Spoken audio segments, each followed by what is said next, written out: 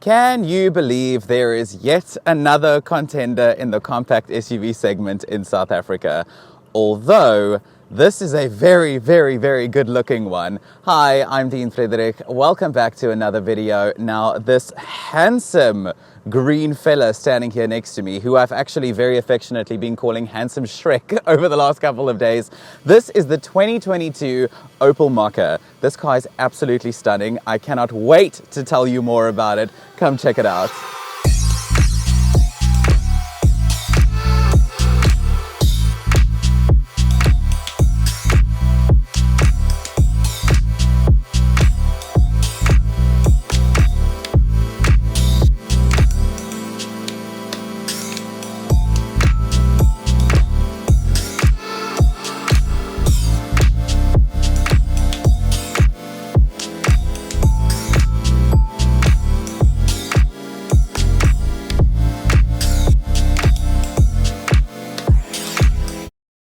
So the Mokka name is not something that we are unfamiliar with. We do remember the previous generation Mokka that we did have in South Africa a couple of years ago.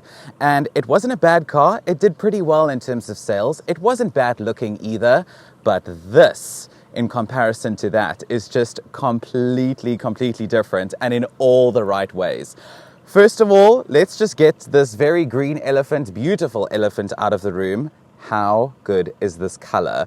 This is called matcha green. And when I saw it in person for the first time, I thought to myself, what? Like, this is so super cool. It's like a supercar color. You know what I mean? Like, it's a color that you would see on like a Lambo or a Porsche or something like that. And I really love it. I never thought I would love a green car, but this matcha green is beautiful.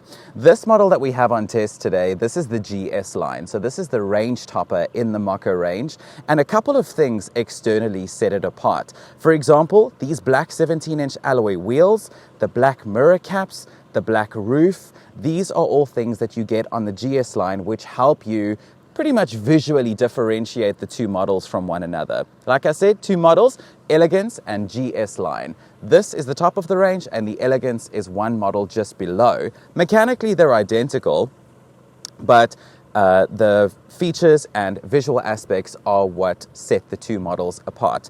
Come around to the front, come and check this out, right? So these beautiful LED headlights, these were an immediate plus from me.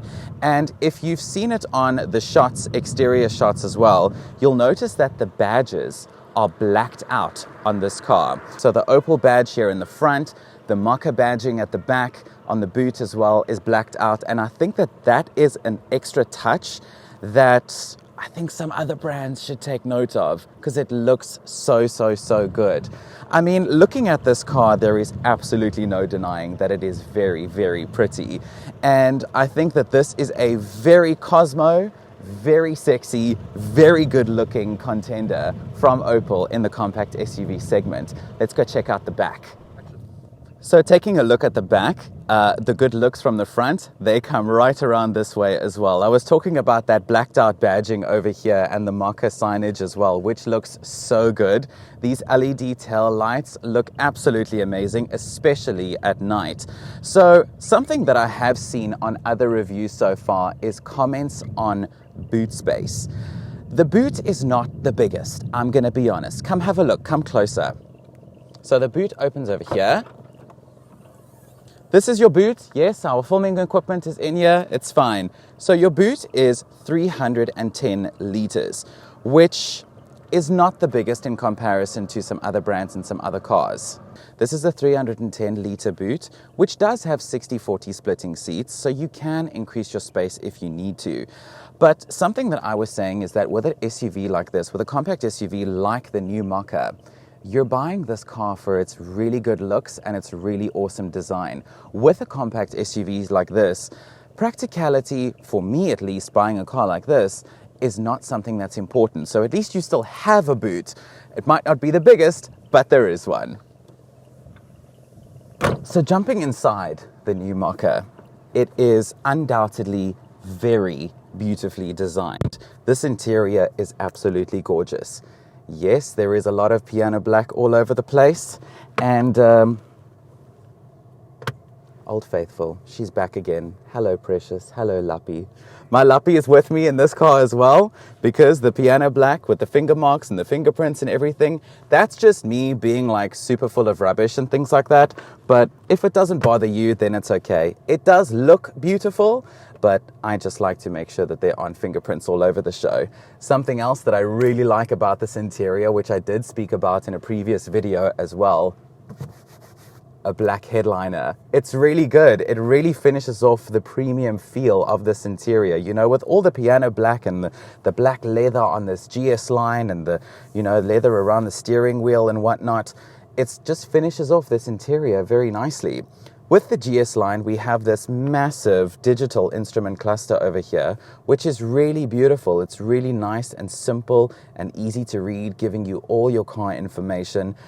Buttons all over the steering wheel for your active cruise control with lane keep assist, steering assist, all your safety features that you would need, multifunction steering as well. This beautiful infotainment display, you do get it on the Elegance model as well, one model below, but the screen is slightly smaller. This does have all your features that you would need. You've got a built-in navigation system, although with smartphone integration, you can then use Apple CarPlay and Android Auto, Bluetooth connection, all the features that you would expect from new car designs of today. But look at this, right? How interesting is this? Check out the gear selector. It's just a little button. That's all it is. It's just a little button. So if you want to change gears, right, you just flick it. All you need to do is just flick it. So I put the foot on the brake. Now it's in drive. Now it's in reverse. And then back into park again. I mean, I thought that was quite interesting when I first jumped inside this car. It was really, really cool. Let's chat about pricing quickly. So, two models in the range. You've got the Elegance and the GS line. Mechanically, they're identical. They both have the same 1.2-litre turbo, 3-cylinder engine that gives you 96 kilowatts, 230 newton meters, nice and punchy, mated to an 8-speed auto. Pricing starts at just under 490,000 and goes up to just under 520,000 for this one for the GS line. And when you look at just how much you have in here, safety as well. There are safety features galore. It's a German brand, of course it's going to be a super safe car. All the safety features, all the spec, all the tech, all the looks, all the design. Do you think it's value for money? Do you think it's good price? Do you think it's a little bit too expensive? Do you think it's too cheap? Let me know in the comments down below. I'd be interested to hear your thoughts on the pricing, because for me, I can't really decide if it's value for money or not. It's a beautiful car. It's spec'd really nicely. It's been an absolute dream to drive, but you let me know what you think of the price. Let's go check out the back. Okie dokie. My jeans are tight. So jumping into the back of the Mokka, let me just adjust this headrest. There we go. The space is adequate. I've seen other reviews where people say that the rear legroom and the rear space in this car is not so great. I wouldn't say it's not so great. I'd say it's adequate. It's adequate for a drive around town. It's adequate to drop the kids off at school quickly in the morning, go fetch them in the afternoon. This is an urban compact SUV in my opinion. If you are going to go long journeys with a car like this, I think rear passengers might have a little bit of an issue. I'm fine. I don't mind it. I mean, I'm 173 and I'm sitting okay. The headroom, yeah, it's all right. Knee room, it's okay. I'm sitting reasonably comfortably. It's not too bad. But I don't know if other people will have an issue with this. Something else, which I do find a little bit strange, is that no rear interior light. How weird is that? Only the people in the front have lights. Well, I was just now sit in the back here. I mean, I know it's load shedding and stuff like that, but like, must I now have load shedding in the car also? Sit in the dark in the back here. I thought that was quite strange. I mean, it's not the end of the world, but I do think it is a little bit strange. So, rear legroom, it's okay. It's not the worst. It's adequate. You do have two USB ports down at the bottom here as well, so rear passengers can charge devices, smartphones, tablets, all that sort of stuff. Not too bad. Not the best, but not the worst either. It's good enough. Let's go for a drive.